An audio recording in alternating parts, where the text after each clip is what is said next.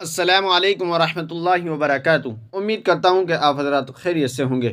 ناظرین، درگاہوں اور مزاروں پر جا کر سجدہ کرنا جائز ہے یا نہیں؟ تو چلیے اس کی تحقیق کے لیے ہم جامعہ علوم اسلامیہ کا فتویٰ دیکھ لیتے ہیں۔ فتویٰ دیکھنے سے پہلے آپ سے چھوٹی سی گزارش ہے، ویڈیو پسند آئے تو لائک اور شیئر کر دیجیے گا اور چینل کو سبسکرائب بھی کر لیجیے گا۔ تو چلیے فتویٰ دیکھ لیتے ہیں۔ چنانچہ کسی سائن نے جامعہ سے سوال کیا ہے، ایک شخص کسی مزار کی طرف منہ کر کے سجدہ کرے اور نیت یہ ہو کہ میں اس فلاں پیر کی طرف سجدہ کرتا ہوں یا اس فلاں مزار کی طرف سجدہ کرتا ہوں، یعنی 2 رکعت نماز کی نیت باندھے اور غیر اللہ کی نیت کرے۔ ایسا شخص دائرہ اسلام سے خارج ہوگا کہ نہیں؟ اور غیر اللہ کے نام پر سجدہ کرنے سے بیوی کو طلاق ہوگی یا نہیں؟ اگر ہوگی تو کون سی طلاق ہوگی؟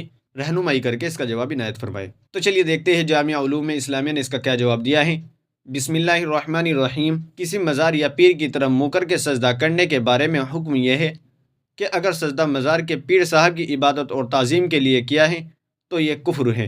تجدید ایمان کے ساتھ ساتھ شادی شدہ ہونے کی صورت میں تجدید نکاح بھی ضروری ہے، اور اگر عبادت اور تعظیم کے لیے نہیں کیا، صرف سلامی تحیہ کے لیے کیا ہے تو کفر تو نہیں ہے لیکن گمراہی ہے۔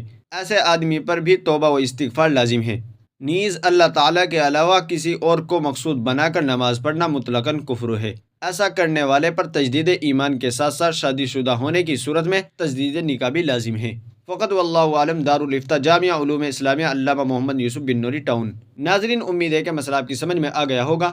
ویڈیو اچھی لگی تو لائک کرے، شیئر کرے اور چینل کو سبسکرائب بھی کر دیجیے گا۔ تو چلیے پھر ملتے ہیں کسی دوسری ویڈیو میں۔ السلام علیکم ورحمۃ اللہ وبرکاتہ۔